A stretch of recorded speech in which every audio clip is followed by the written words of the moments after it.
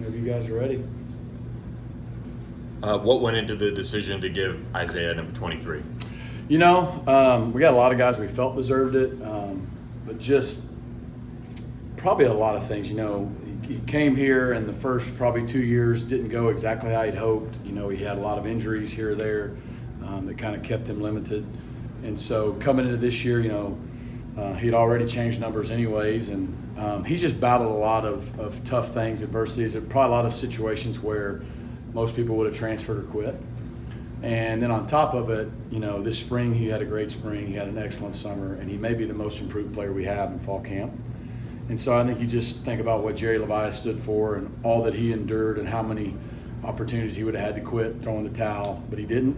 I think there's just a lot of parallels with Isaiah, and so I think he's deserving. I think he's earned it. I think his teammates believe that too, and so I think he was pretty humbled to wear 23 this year. What was his reaction? Do you have a sense of what this means to him? Yeah, you'll ask him. I know at first he kind of had the "I don't feel like I deserve it" thought, which just shows you what kind of kid he is. But I think the more he thought about it and what that means, I think he's pretty excited, pretty honored to be wearing it. With that, also, do you have captains in place? And are you? We do. The team's voted on captains. I know our social media team has a way of rolling that out soon. Those guys know, and it's tough. We got a lot of guys I think deserving.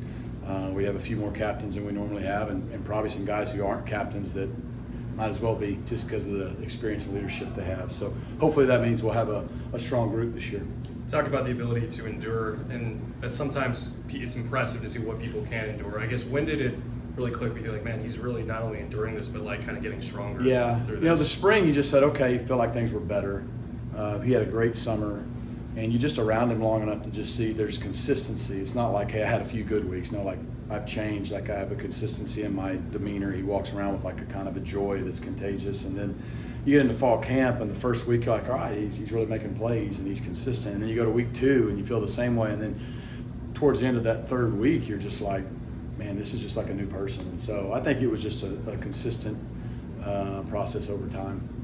You mentioned you identified him as maybe the most improved player. What areas have you seen that improvement other than health and morale? Yeah, he's one of our best special teams players. If you go through the last 3.5 weeks, he's playing on a lot of our teams and playing at a consistent high level. He's a much better tackler. I think he feels more confident. He's just playing faster mentally. Second year in the defense, I think, helps. I'm sure Coach Simon's coaching the safeties has a lot to do with that. So I think it's just a combination of everything. He's had 3 or 4 picks in fall camp, in situational, like 2-minute and third down situations. So he's been a very steady, consistent player all around. I think it was Coach Simons yesterday said probably wasn't a great practice overall yesterday.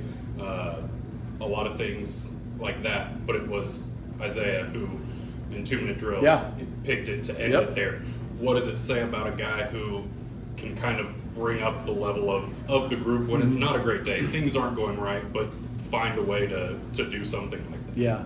Well, I think, first of all, if you guys ever find Coach Simon happy with the day, y'all let me know. That's a DC for you. But that's leadership, right? And that's stepping up in those moments. And we're going to have plenty of games or quarters or whatever where we're not playing it the way we want to. And, are we able to stop that momentum, respond? And usually it's someone stepping up and making a play that kind of turns the tide for you. So it was good to see that. And, yesterday, first day of practice with school, I've done it for like 15, 16 years now. I don't know if I've ever had a good first day of practice when school started. This is an outside observation, but you mentioned Isaiah's perseverance. It seems like a couple other guys have shown some good perseverance. I think of positions where you brought in transfers and as returners and guys kind of step up. Yeah. I guess, is that kind of a factor you're kind of noticing with this team, that there is some kind of collective perseverance, and how common is that with the team? I think it's hopefully just the fact that competition raises everybody's level. And some guys don't respond that way. It's very few. but most guys have responded well and raised their level, and so it's created that perseverance and that ability to respond kind of and try to be at your best.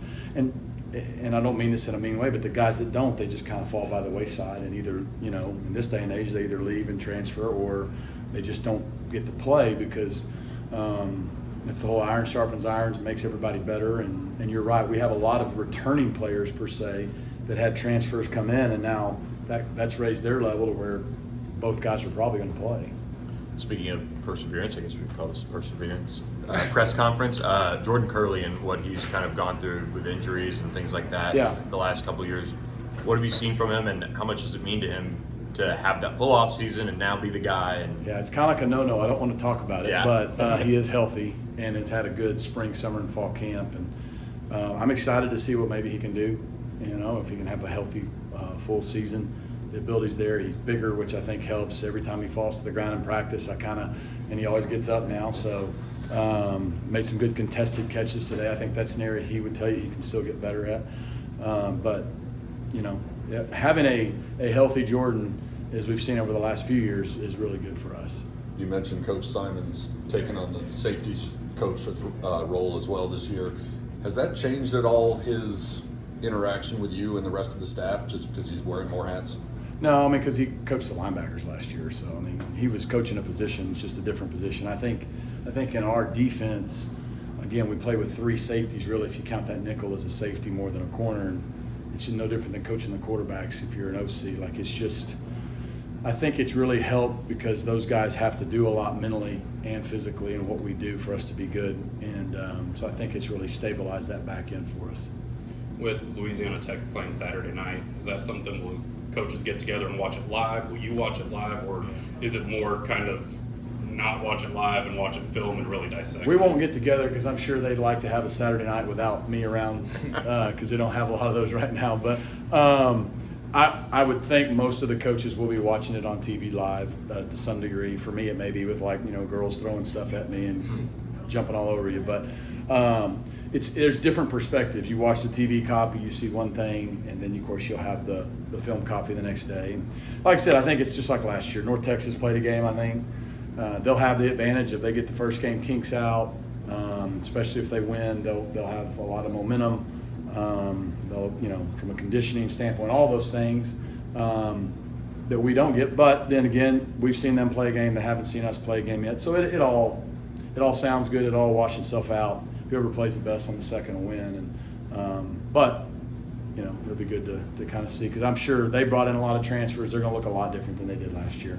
So in addition to having that one game under their belt, you mentioned the transfers. One of them came from here, Robert Robertson. Yeah. Does that give them any kind of advantage simply because of his familiarity, not only with your scheme, but at least your returning players? I'm sure it'll help him some. We've changed all our terminology and signals. Not really for him, it's just every few years you change it. You play in a league, and we play a lot of people that we played a year ago or over the last few years. So all the terminology is different than from when Roderick was here. But yeah, he knows us, and so I'm sure there may be something there. But we know him too.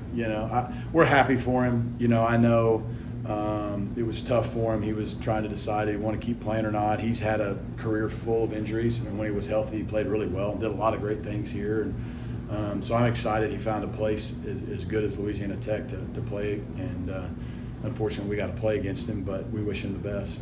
Another perseverance question here.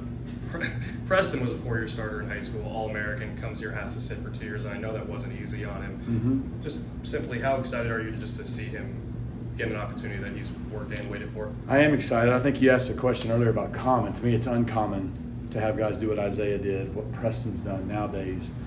And it's not kids' fault. We've given them the opportunity to just bounce when it gets tough. And in my opinion, that's one of the negatives to the whole transfer piece, because so many guys, when we were growing up and even recently, they didn't have that option. So you wouldn't have a choice but to learn perseverance.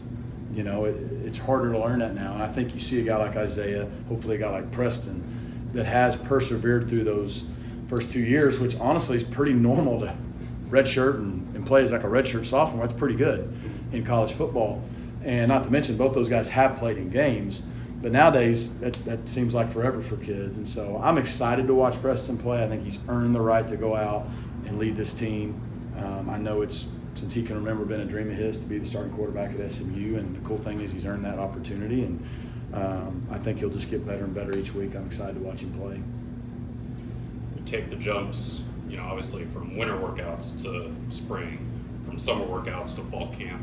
Do you feel like the shift from fall camp to now is a big shift, or is it just kind of a little fine tuning, a little kind of notch up, or is it a bigger shift than that? It's not as much as it used to be, because you got all summer and fall camp's different than it used to be, and then we start school. So probably not as big. I mean, it's just different because you're in school, you're about to start playing somebody, and look, we really don't know. Like, we think we have idea. We don't know how certain guys are going to respond, how they're going to play. As a team, we don't know what our identity is going to be and how we react to things. So, we're pretty beat up at a lot of positions right now. Hopefully most guys will be ready to go, but there's just so many unknowns when you start a season every year, and there's a lot of optimism at 133 schools, and Louisiana Tech and SMU are no different. So we're kind of getting to that point where we're anxious. We want to go play and kind of learn where we stand and get the process started and see how much we have to improve. Joe, appreciate you, man. Awesome. Thank you.